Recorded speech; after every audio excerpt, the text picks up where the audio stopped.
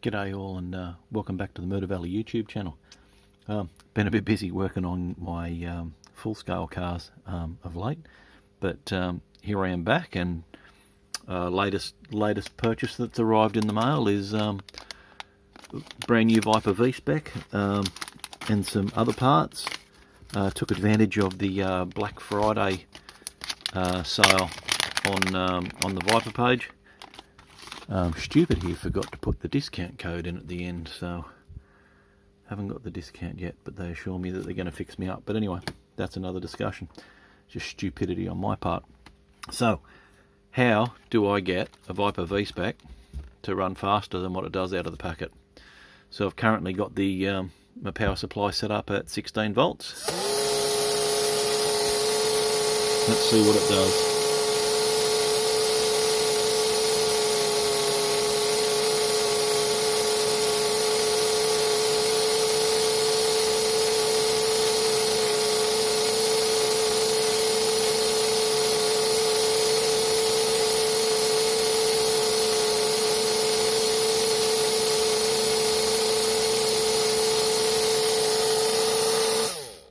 Alright, low 2.8, but that's alright. So, first things I look at, that's not bad, but I might try and see if I can tighten that tolerance up a little bit. So I've got some plastic here. Cannot even get it in there, hey?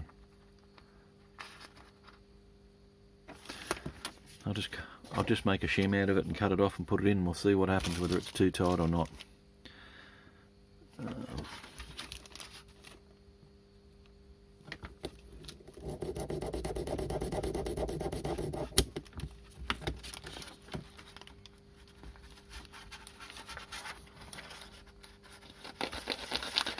So this is just polystyrene sheet.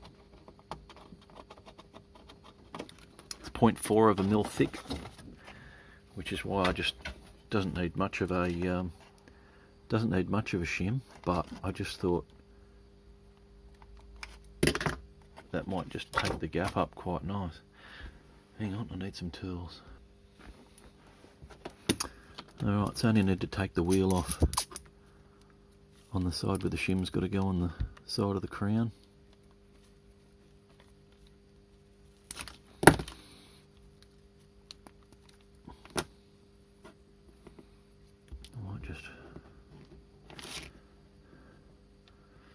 I'll trim the excess off this first, hang on.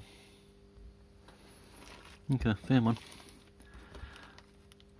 So the object of the game here is to basically make it run faster just by making it run, refining it, and just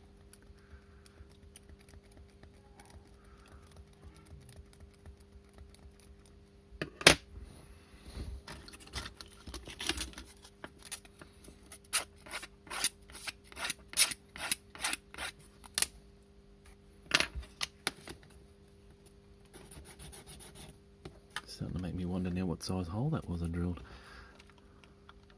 Yeah, it's a bit big. Won't matter where I'm putting it though.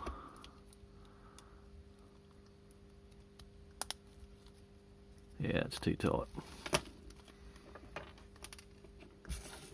Yeah, Viper's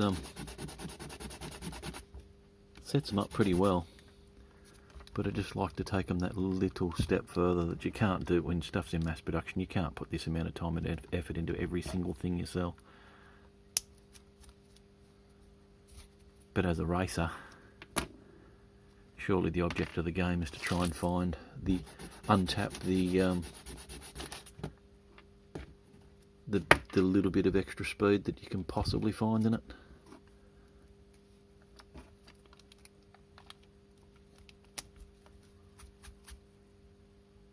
Oh, that's so close. It's just, I like to run a little bit more of a, I'll tell you what, this is pretty thin.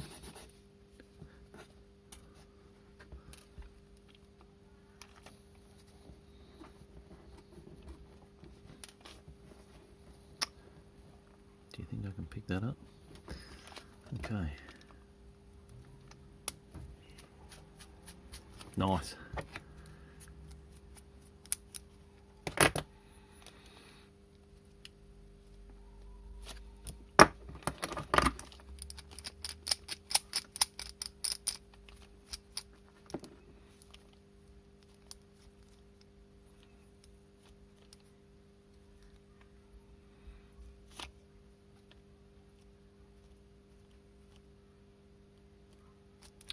I'll have to check that for width later, but just adding that.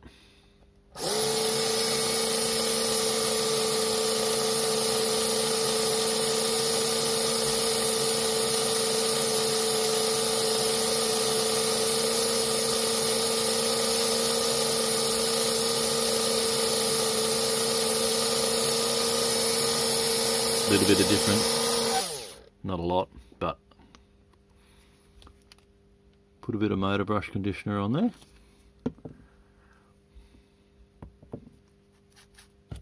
Yeah, that was dry.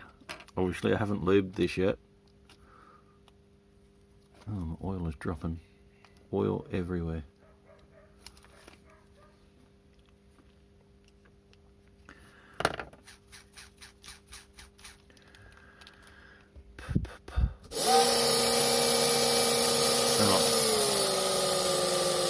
I'm just going to run it down and just let it run in for a while on a lower voltage. So that's actually, I run it down to 6 volts. 6 volts is 1.1. I'm going to pause and I'm going to come back and show you the difference. Alright, so that's been running for about a minute or so. What else did I buy from Viper while I was buying? So this is a smart thing to do, because we race V-Jets and Viper V Specs, like we alternate. So if you put a brass weight kit in a V Spec, it ends up being classed as good enough. I mean, it's different chassis, but it's essentially a V-Jet when you do that. So if you want to get the most out of one car, buy a V-Spec, buy the brass weights, and you've got both cars if you ever change. Obviously you can't drive them both at the same time though. Axle pins, because I've been stacking recently and had the axle pop out of the other one. And then spare pinion gears, which is always intelligent in my opinion. What do we got? Yeah, so a couple of packs of pinion gears, a couple of packs of guide pins, because you wear those things out. Alright. Just trying to take advantage of the postage. Alright, so let's put this thing up to, so it's gone from 1.1 to 1.2 in just about 2 or 3 minutes or so, with a bit of lube and a bit of motor brush conditioner.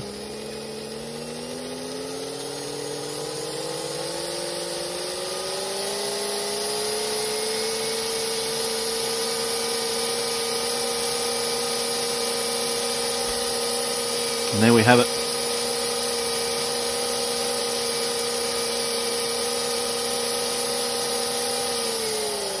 So that's, other than setting up motor brush, pickup shoe locations, and that's like the positioning and that sort of thing, that's pretty much all I really sort of do.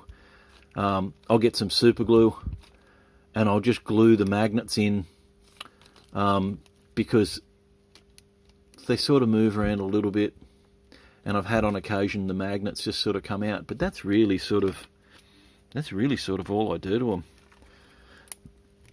They don't need much, but I can't impress enough how helpful it is just to give all your cars. There's a bit more super glue than I wanted.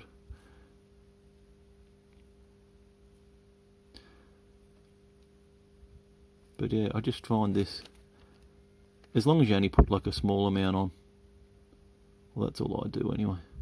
It snaps out pretty easy when you need it to, but it just locates the magnets where you need them. I have had in the past where I've had a car where it hasn't been running right mid-race, and I've been trying to work out what's wrong with it, and all it is a magnet that's just shifted and just rubbing on the track. I can't even get my lid back on my super glue now, but yeah. So the I'm going to do a new body up for it as well. Should probably do it for the 2024 racing season, a new body. So I've got a bit of a thing for the Porsche 917s. I might even run. I painted this car up a while ago, one of my resin bodies. I might even run with that colour scheme this year because I reckon that looks alright. So when you're working out these bodies, you'll see that Viper's got dimples there for when they locate in the wheels. That's helpful. I like to, when I'm doing bodies in the Lexan, I actually like to put these in and then mark where to cut and where to put, and I try to put the pinholes in them there. Others do it other ways. That's fine. I'm not saying they're wrong, I'm just saying that's the way I do it. I just like to be able to see where I'm putting things so that I get it right, because positioning of body helps, I think. But yeah, so that's next on the cards. I'll get that done. But this was a simple video on how to prepare a Viper for racing duties. I've got to, before I go, I should mention the other thing I do. Obviously I've got to check and make sure it's the right width, because obviously I've had the back wheel off.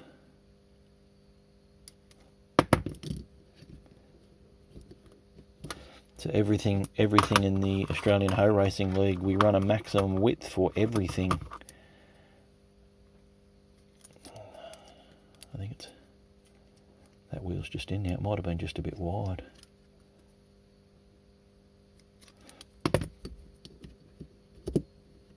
There we go. And alright, so obviously the thing here is that when you're just pushing wheels in, you might end up pushing one a little bit further than the other. So I'm just looking at it to make sure that it's centered.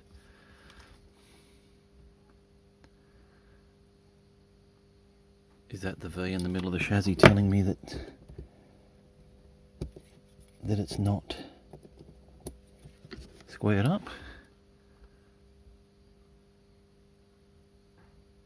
Or is that just my imagination? Anyway, yep, there we go. All set up. It's in the maximum width.